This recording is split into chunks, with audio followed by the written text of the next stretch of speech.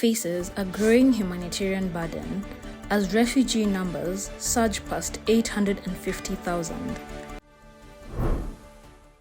In Nairobi, where luxury skylines rise above sprawling slums, a deepening urban divide shaped by colonial zoning laws lays bare the growing crisis of social and spatial inequality. A gap in cybersecurity expertise spells danger for Kenyan banks as hackers seek to exploit mobile and digital banking systems. And in the Democratic Republic of Congo, fresh uncertainty clouds a fragile peace as conflict between the M23 rebels and government troops threaten regional stability. Hello, live from InFocus News, I'm Sidi Omari and we welcome our viewers in Kenya and around the world. Here with you for the next 25 minutes, we take a closer look at national and global developing stories, touching on how policy choices, legal frameworks, and economic pressures are shaping daily life. You can join the conversation on our social media handles at InFocus News on X, Instagram, and Facebook, and with the hashtag IFNews across all platforms. On to our top story. Amidst growing regional tensions and heightened conflicts, Kenya faces the challenge of managing an ever-growing refugee population. Beyond the increasing populace, the crisis is being felt in half rations, empty classrooms, and taps running dry.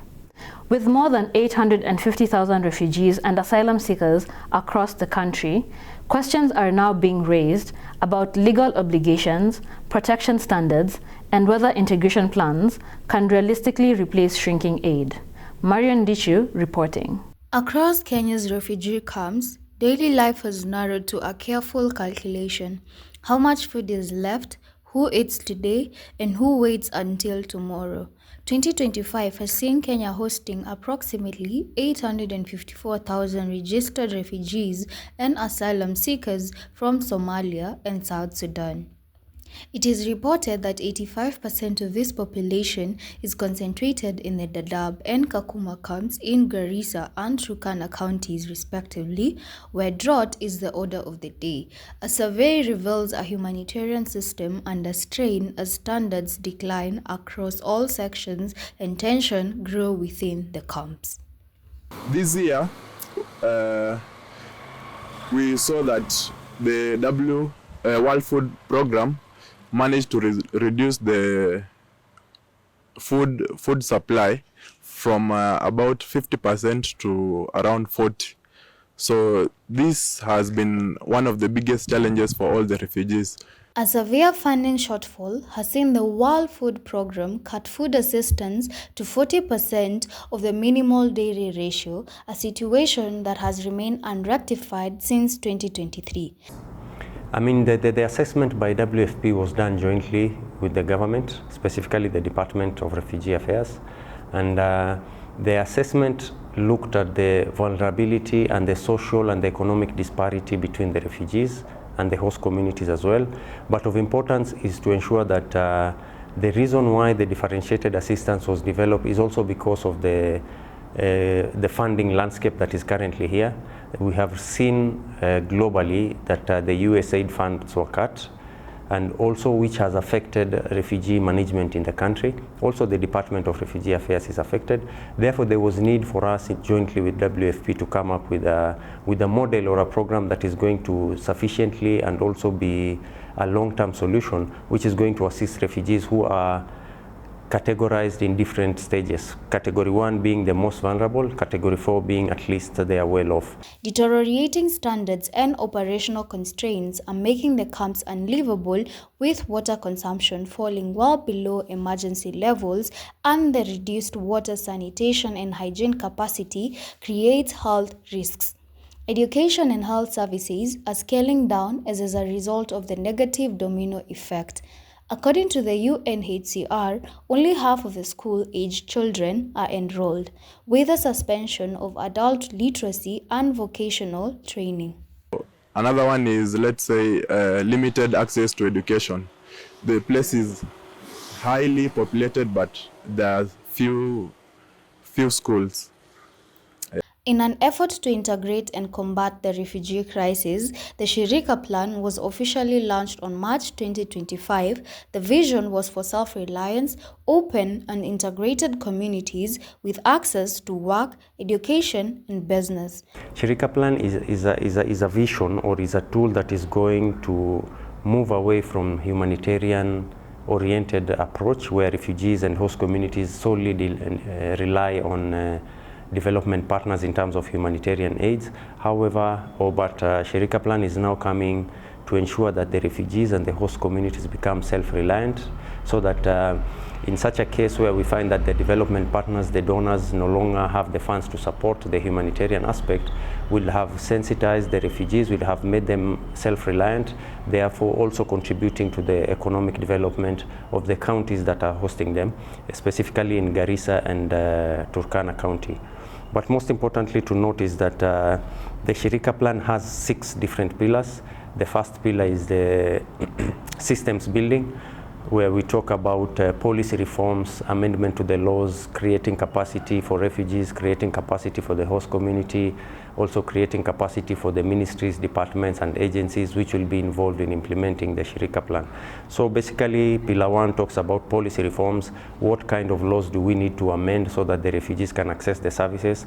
We have managed to amend some of them, including the most recent one, the Kenya Communications Authorities Act, the Telecommunication Subscribers Regulations of 2025. Currently, it recognizes the refugee identification card as a identification document for access of telecommunication services. Simply put, it is an ambitious plan made to reduce dependency on aid that relies on international funding and strong donor support to succeed. Unfortunately, aid cuts and reduced donor support are rapidly eroding the plan at the first phase. While Turkana and Garissa have included this plan in their county development plans, progress is slow in the absence of stable financing. Ndicho Marian, InFocus News. Joining us is our correspondent, Marian Ndichi, who has been following this story. What stood out to you the most? Thank you, CD. What became immediately clear is that the funding shortfall is reshaping the daily survival for refugees in the camps, especially at Kakuma and Dadaab.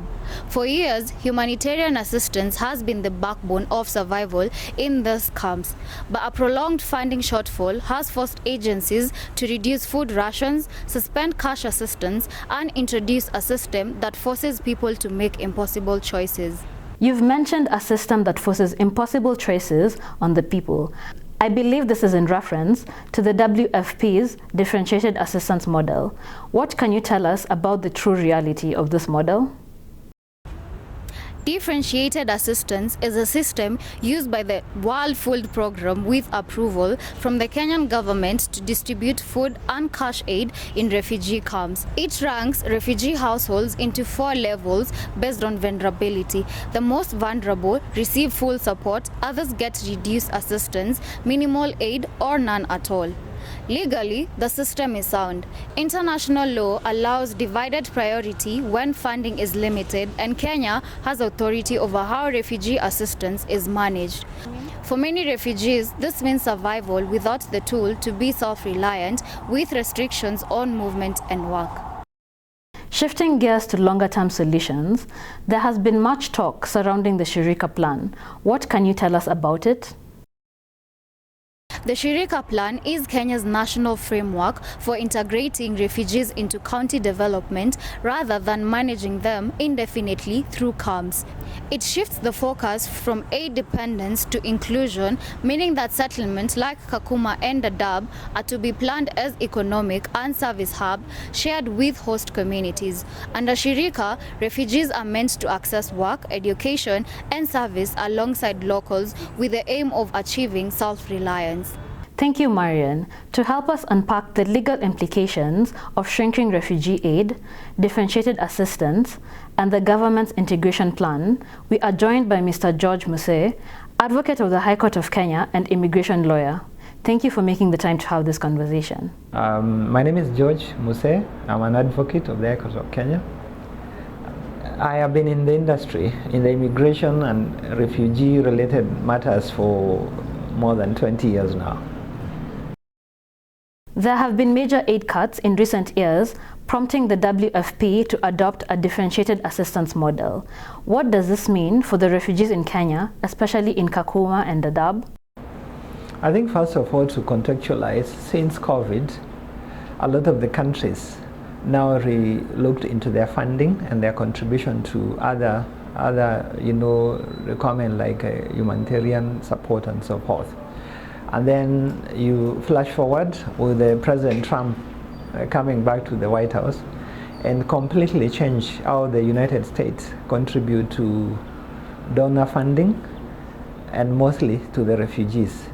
What that means in effect is the World Food Program as well as the UNHCR and other agencies do not have enough funding to meet the needs of refugees. Therefore, it means to refugees that their right to food, even to health and education, will be impacted. Because now we have even seen a bit of chaos, demonstrations in the refugee camps where refugees are, because the rations are coming down every day and the allocation for their subsistence is coming down. What legal obligations do Kenya and international partners have towards the refugees? And does the reduction in refugee aid violate any rights under Kenyan or international law? The refugee issue is a shared burden, it's a shared global burden. It doesn't fall to Kenya. Kenya, because of the proximity of the conflict areas, is by law required to receive people running away from real danger, whether it is political or it is climate induced or so forth. So the first duty that Kenya has as a part of the League of Nations is to receive refugees. You cannot return them. And also, when you have visitors in your home, for whatever reason, the duty of feeding them also falls on you. So Kenya has a duty to do that. However, there's a problem. Kenya itself is struggling with feeding its own population. Akin to a parent who has visiting children, but also as our own children. So the first duty is to feed our own children and then give something small to the visitors. It's the same for refugees. How does the differentiated assistance model align or contradict the refugee rights frameworks? Human beings are born equal. They have equal inalienable rights, So you are first a human being before you are anything else. These people we call refugees. Refugee is not a tag that people should carry around them. So the differentiated feeding program, whatever assistance, is in violation of the fundamental human rights declaration. In our own constitution, Article 27, it speaks to non-discrimination. So if you're giving me less food than you're giving another person, unless there are really justified reasons, like for instance, somebody who is disabled or somebody who is living with a disease or children would have more rights, not more right, but they are vulnerable people that require special consideration. Other than that and outside of that, it would be a violation of the basic human right of the refugees. What does successful local integration mean in Kenya? Does the government's Shirika plan adequately address integration, land rights, and freedom of movement? First, it is my view that refugee is not a permanent status. Okay? If you look at the UNHCR and now the actors in this area, there are three durable pathways to addressing the refugee menace. The first one is resolving the conflict in the source countries so that people can go back, because refugees run away, but if there is peace, people should go back. That is the most sustainable, permanent solution to that. So we hope the global actors will try to make peace in the source countries in South Sudan, in Somalia, in Ethiopia, and the source countries. The second one is a transfer, resettlement to a third country. This pathway is very limited because I think annually is only very few people, probably less than 3,000 that are being resettled out of Kenya to a third country to Europe and other countries because they are also not accepting them. And we are talking of, if you are talking about 3,000 from a population of about 800,000, you see that cannot be a durable solution. And the third one is local integration. This is problematic. Local integration can mean conferring them citizenship like what happened in Tanzania with the Burundian refugees. But if you study the Tanzanian issue, it hanged because the world, the donor communities, the World Bank and everybody was supposed to provide funds to resettle them now as Tanzanian citizens so that they can start. You're not burdening the government of Tanzania, right? But they didn't provide that funding. So what happens? They are still in the refugee camps, but they have Tanzanian citizenship on paper. So the Kenyan one, the Shirika plan, is not about giving them Kenyan citizenship. It was from encampment to settlement. Now refugees in Kenya, apart from the urban refugees, they live in camps. You know the camps. So that means you can't leave the camp. If you have to get out of the camp to go outside, you need a movement pass. So the Shirika plan was supposed to create settlement schemes where you build houses with schools, more like a city, and then Kenyans, locals, live side by side with the refugees. And therefore, it means within the settlement, these refugees are not limited. They can do business, they can go to school, they can work, and so forth. So that is the intent of the Shirika plan. Thank you for your insight, Mr. Muse.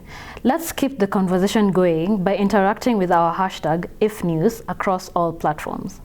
Moving on, in Africa's 11th most populous city, with a metropolitan population of 5.7 million, Nairobi boasts a Gini index of 40.9%, the highest among all 47 counties in terms of wealth inequality.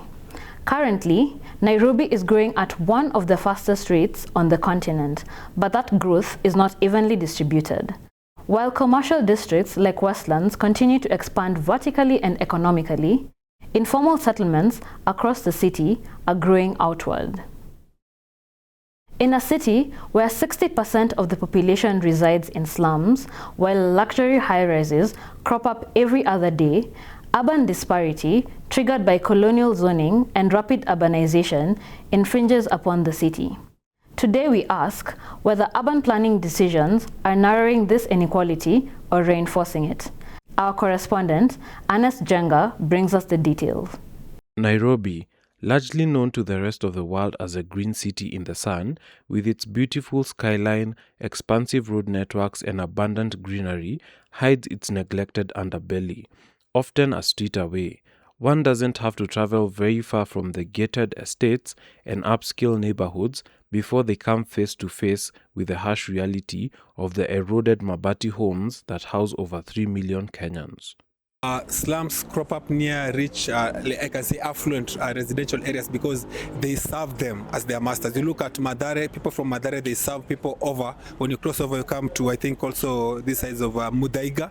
When you go to Kibera, they serve people from Karen. When you go to Kawangware, they serve people from Lavington. So it is like that. It is when you go to Kangemi, there is this Loresho. The roots of this divide stretch back decades. Colonial zoning laws designed the city around segregation and control, embedding inequality into the city's physical layout. So from the beginning, Nairobi was planned as an apartheid city with different zones for the British, or let's say Europeans, then Asians, and the Africans. European residential zones here, African labor areas there. Patterns that still shape how people live and where infrastructure investments flow today. Apart from the racial zoning, there was the wealth zoning based on a social class, if you're wealthy, if you are middle class or poor. Now, somebody can dismiss that planning because in 1948, but when you go back to subsequent developments, they sort of followed that zoning pattern. In many informal settlements, residents navigate daily life without reliable water, drainage, or passable roads. Flooding, overcrowding, and health risks are part of the urban routine. A routine unknown to those living in the lush estates where access to public services is guaranteed, a reality that has been accepted as the norm. In Nairobi, inequality is not only economic, it is spatial, infrastructural, and deliberately produced through planning choices that continue to shape those who benefit from growth.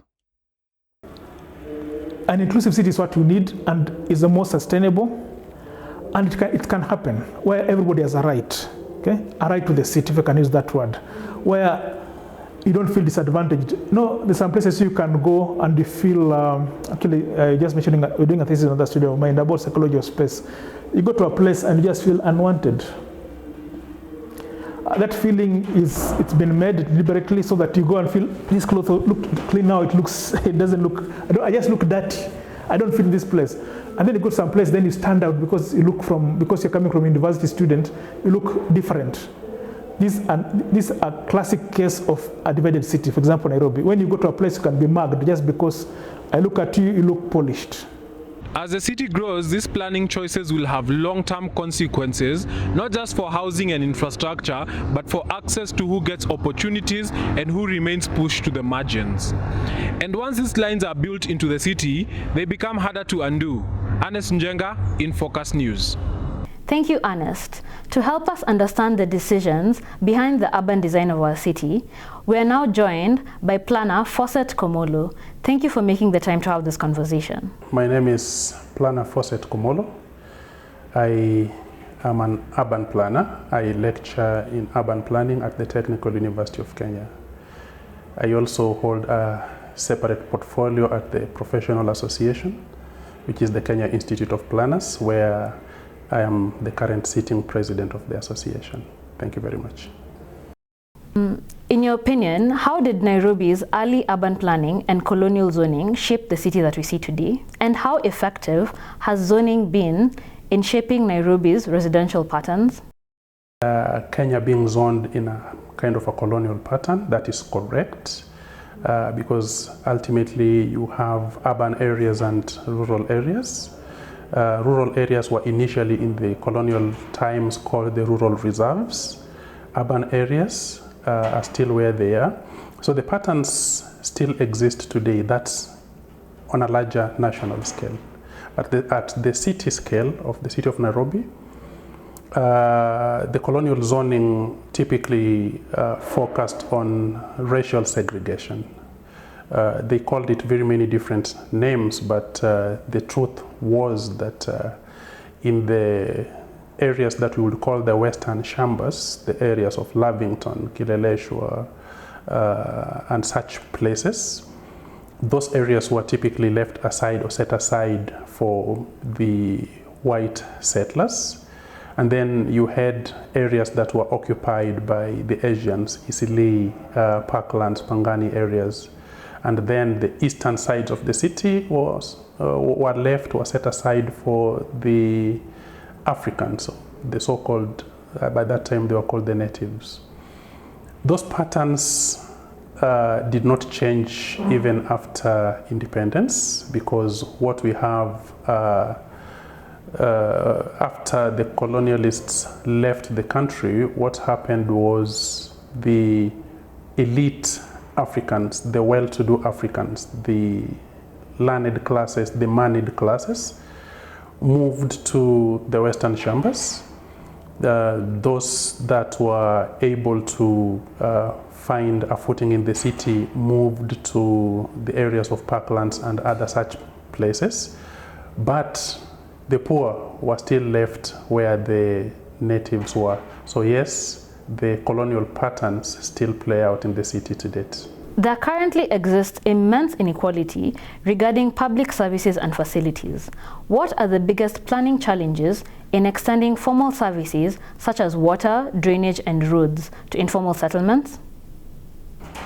The problem is much bigger, actually, when you look at it, that over 65%, in fact, some accounts indicate that over 75% of all the city's residents live in informal settlements, which statistically again also account for only about 5% or less than 10% of the land.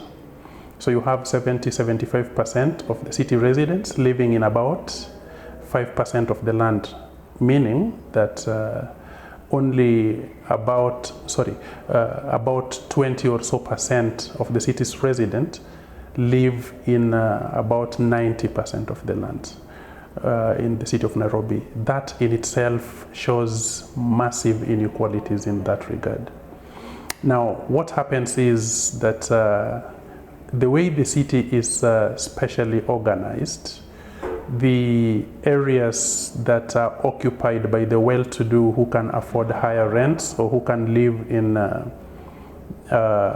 what we would call modern housing, those areas are well provided with the services, electricity, water, sewerage reticulation. But in any case, in some of these areas where sewerage reticulation is not achieved, the land parcels are large enough to hold septic tanks and conservancy tanks, so there's no problem there. On the other hand, the poor classes who live in the informal settlements are typically confined to what we would call the leftover spaces. These are spaces in the river riparian reserves, in places like Madare or Kibra, or in places such as Mukuru kwa Ruben or Mukuru kwa Njenga. You look at these settlements and they are located in spaces that were left, as generally open spaces or green spaces. And so in terms of servicing, there was no services such as water, sewerage reticulation, or electricity. So what has happened is the residents in their mean surroundings have been able to bring themselves together. And because of the population densities are very high, this has opened spaces for what we would call cartels to come and fill in the space for the provision of these services. So water in the informal settlements is provided for by the cartels. Electricity is provided for by the cartels. You may have heard of what we call stima sambaza. So this stima sambaza or stima muitu is provided for by these so-called cartels, comes in to fill the gap that the formal systems have not been able to fill. Thank you, Plana Komolo. This is a reminder that urban growth does not automatically translate into shared opportunity. And as Nairobi continues to expand, the decisions made in zoning offices and planning departments may ultimately determine whether the city becomes more inclusive or more divided. Let's keep the conversation going across our socials with the hashtag #IfNews. Still ahead, Kenya built one of the world's most advanced mobile banking ecosystems. Now, criminals are exploiting it faster than regulators and banks can respond. What is driving record cyber fraud losses, and how secure is mobile money?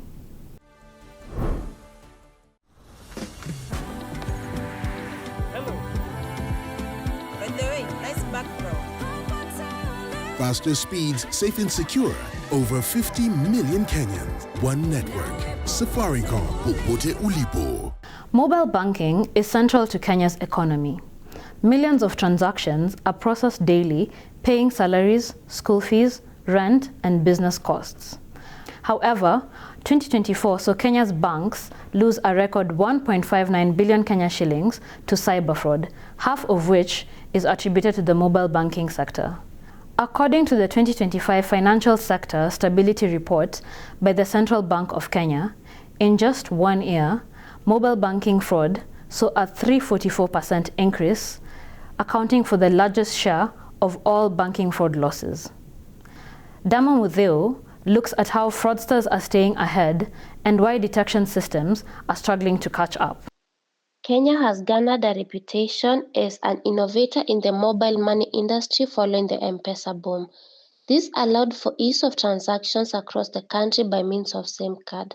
However, this reputation falls to scrutiny as this cashless revolution has outpaced security measures. According to the CBK reports, mobile banking bore the brunt of the attacks with losses of about 810 million Kenyan shillings.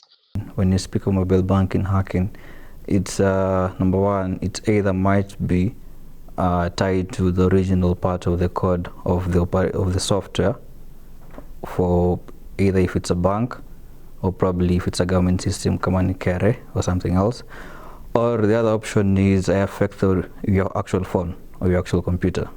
So those are the two entities that are affected for you to get such an output in the area of financial loss in the mobile banking areas.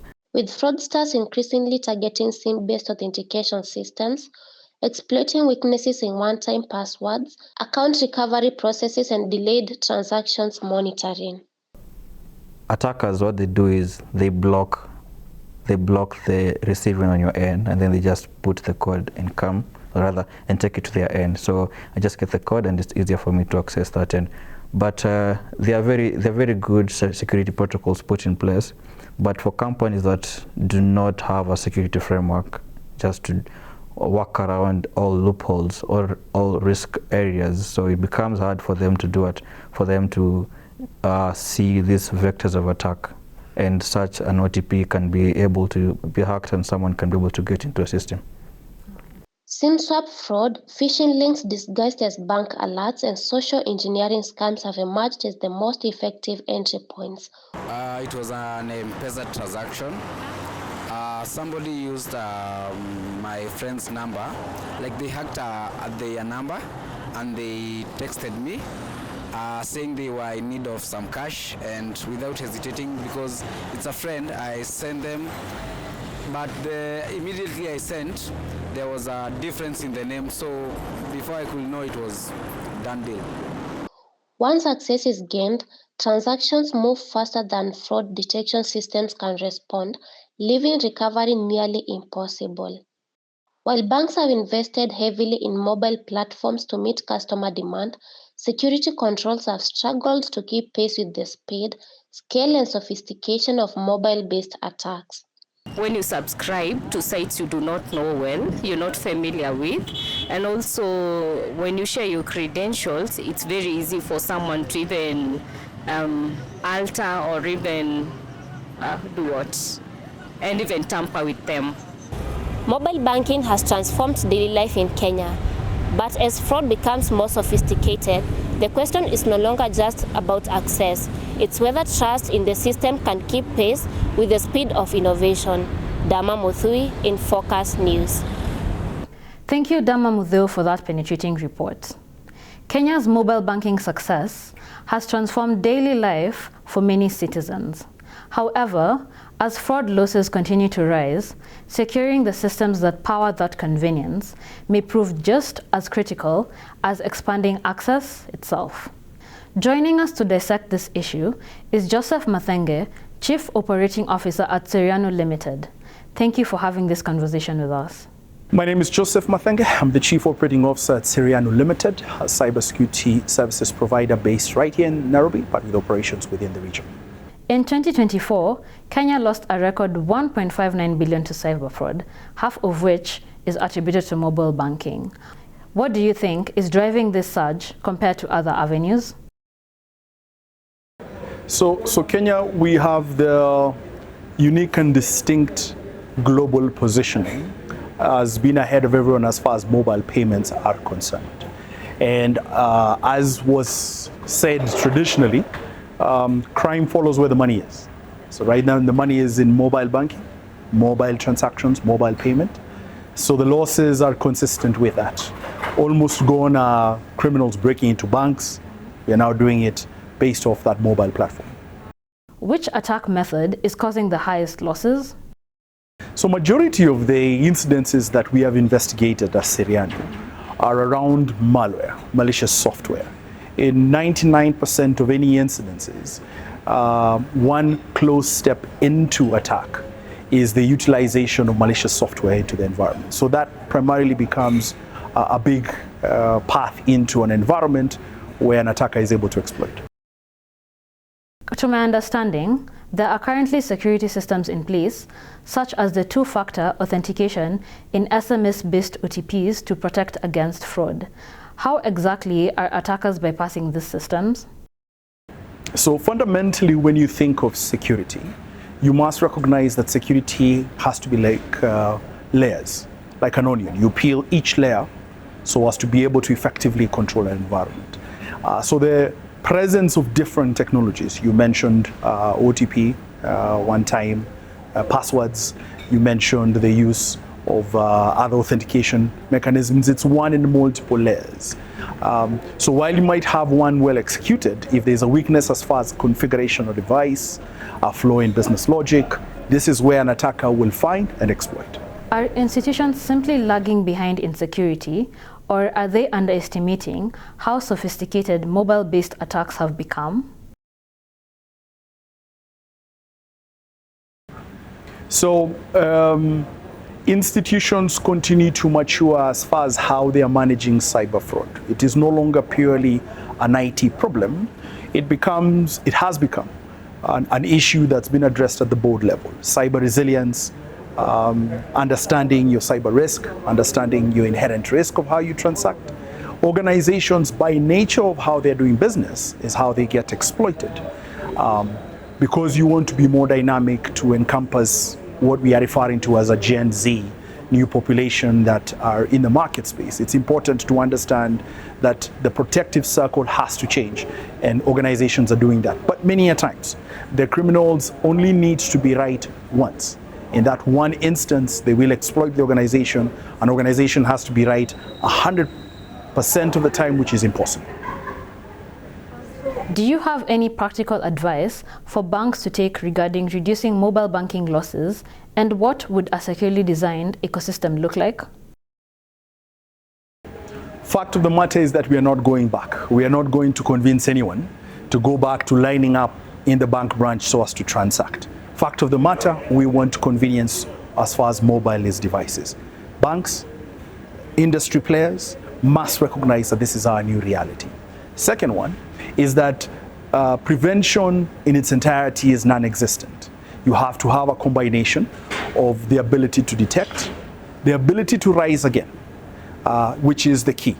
Our report that we are launching today focuses on what we are referring to from risk to resilience, from being able to understand what is our dynamic continuous risk, being able to absorb the cyber impact, and be able to rise up from it, to learn from each incident so as to create a new capability. This is the way of the future. Talking about the future, what steps can an ordinary Kenyan take to avoid falling victim to scams, and what emerging threats should they brace for in 2025 and beyond? I will keep emphasizing the point that the human is the strongest defense. You need to be situationally aware. If today on your way home you are a victim of physical crime, you would become more conscious of where you're walking, what time you're walking, where you're driving, what matatu, Uber, little cab, whatever means of movement, you become more aware of your surroundings. In the cyberspace, the ordinary Kenyan needs to be more cognizant of that. Jealously protect your information. Don't just transact with anyone. Be very aware of these messages that come on your phone inviting you to participate in a new venture, a new feed, any one of those things. Be aware of something that's not normal. It's been often said that if it's too good to be true, more than likely it isn't true. So you have to be aware of who you're transacting with and how you're transacting, and quickly react. You do not need to be technically savvy so as to recognize when something is wrong. If you think something is wrong, react to it. Thank you, Mr. Mathenge, for that insightful breakdown.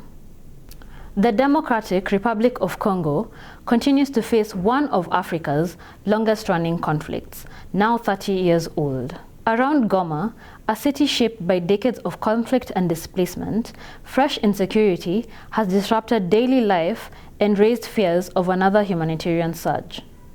Numerous peace efforts have been undertaken on both the regional and international stage, yet none have managed to bring in lasting stability to the region. One begins to wonder, what is sustaining this conflict, and what will it take to end it? Moving over to our correspondent who has been following this story, Felipe Sinyambo reports. The DRC conflict traces its origin back to the First Congo War in 1996, largely triggered by the 1994 Rwandan genocide that pushed Hutu militia into Zaire, now DRC. DRC hosted a couple of people from Rwanda genocide. Yes. Yeah, hosted them in east part of DRC for a moment. But politically, something had been signed at that period. Yes. Yeah, that was in 1994. Yes. Longtime dictator Mobutu Sese Seko was overthrown by the Rwanda and Uganda-backed Laurent Désiré Kabila. The Second Congo War in 1998 escalated the conflict to a continental scale as rebel groups backed by Rwanda and Uganda turned against Kabila's new government with an estimated 5 million death toll by the end in 2003. However, this did not mark a conclusive end as the Eastern Territories remained unstable as multiple armed groups were left behind, resulting in continuous conflict over resources, territory, and ethnic squabbles. Things like corruption went through in a dark way. Yes, that is the consequences that we are facing right now. 2021 to 2022 saw renewed conflict in North Kivu with the M23 rebellion named after the peace deal signed in 2009 between the Congolese government and the Tutsi-led rebel movement CNDP, or National Congress for the Defense of the People. The deal had promised to integrate the fighters into the National Army, but ultimately failed to fully implement it, leading to the mutiny that formed M23. In 2024, the UN released a report claiming that Rwanda created and commands the M23 rebel group. Additional claims surfaced from not only the UN but also the US that the Rwandan Defense Forces were operating inside Congo, offering military support to the M23, allegations that Rwanda has denied repeatedly. Currently, the humanitarian cost stands at 7.8 million displaced, 28 million facing food insecurity, and about 4 million nearing emergency levels. I can say, it's true, because imagine when in the front line you find a dead body with a Rwandan ID, a soldier Rwandan ID. How can you qualify that? Early this year, on June 27th, a U.S. brokered peace deal was signed between the DRC and Rwanda with provisions on respecting territorial integrity and ceasing support for armed groups. Saying we call this ambassador from Rwanda and the ambassador of the DRC, we sit, but that doesn't again address the source of conflict, because does Rwanda know the source of does the US rather know the source of the conflict? Yes, but because there is, I don't know how to say, but the principles anyway won't work, because the people who started the fighting were not included in the principles in the treaty signed in the US. On July 19th, a declaration of principles was signed in Doha between the Congolese government and the M23, otherwise known as the Congo River Alliance or the March 23 movement. Feliv Sinyembo, InFocus News. Thank you, Feliv. To help us understand the bigger picture, we are joined by Mr. William Mulongo. What is causing the renewed violence in Eastern DRC, specifically in the Goma region? One thing I can say and mention is that in politics, there's never a loser or a winner.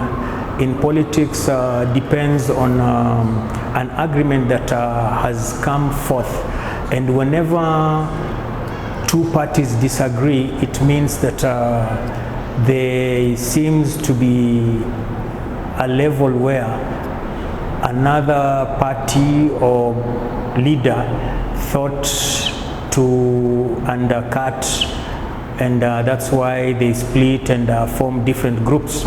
What implications does this instability in Eastern DRC have on the region as a whole? when there's instability in any country, wherever, Europe, America, Africa, Asia, this means that there's going to be influx towards any neighboring country or towards any neighboring town. Why? When they find out that they can be able to be considered, not accommodated, considered as human beings with their human rights, then they tend up moving away because they don't know the certainty or uncertainty of what will come in the next focused on how they are really being treated. So several peace initiatives, including those brokered by the East African community, have failed to produce lasting results. What role can regional organizations play in establishing peace? There is limitation towards international organizations because the moment a country is sovereign, it means that it already got independence and it has its own legislative stature of moving on. So when international community comes in, it emphasizes and tends to look at issues on how they can be dealt. Now, the government itself, if it doesn't emphasize and implement, that is where it is looked like the international agreement failed, but actually didn't fail because this is a democratic country which has to stand up with an elected leader to enforce that this is how it's supposed to be.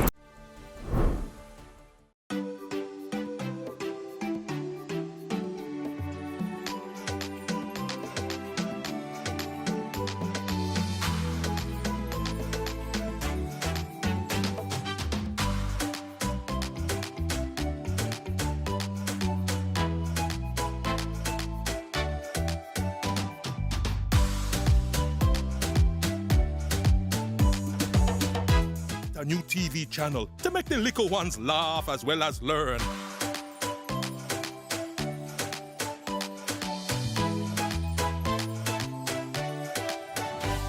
From shrinking humanitarian aid to divided cities, digital vulnerability to unresolved regional conflicts, the stories we've covered point to a common challenge: systems under pressure, struggling to adapt to population growth, economic strain, and evolving threats. How governments respond, whether through law, policy, and planning, will shape not just the outcomes, but millions of lives. That's all we have for you today. Keep the conversation flowing on all our social media platforms at InFocus News using the hashtag IfNews to stay in the loop. You're watching InFocus News. I'm your host, Sidi Omari.